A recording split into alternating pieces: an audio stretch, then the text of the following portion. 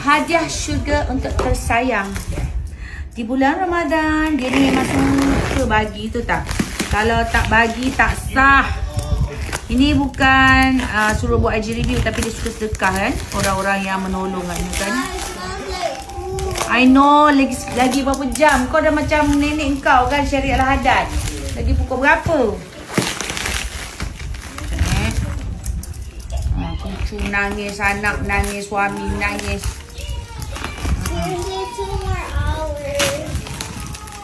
What to do? Lu tahanlah hari tamu. Hari tamu memang macam tu lah. Tak kena praktis. Tadi tak ada tahan dia suruh buka puasa, cakap orang kat Palestin, dekat mana semua tak ada duit, tak ada apa. Susah. Dengan tak ada rumah. Kau kena sabar dia, Nol. Bobek. Jom pergi bazar. Kenapa pergi bazar pula? Kita orang buka puasa lah. Aku tak nak naik motor Ya Allah, salah buka lah. Okay, kita tengok seperti biasa sejadah. Dan juga dia ada sambal bilis. Dan juga dia ada mungkin anak tudung dia yang setoken hand socks. Dan juga dia ada telekung baru collectionnya. Wow, I suka lembut.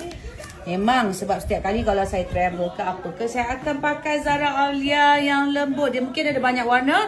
Nanti pergi ke IG ataupun pergi ke TikTok beliau. I like.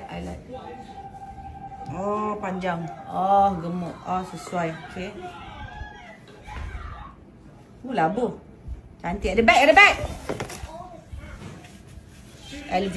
Apa? Hermes. Goya. Wow. I like. Oh, panjang. Oh, gemuk. Oh, sesuai. Okay. Labu. Cantik. Ada bag.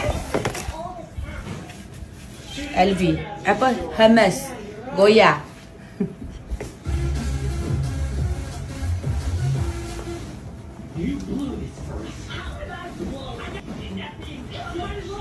Ikan tu elok ke?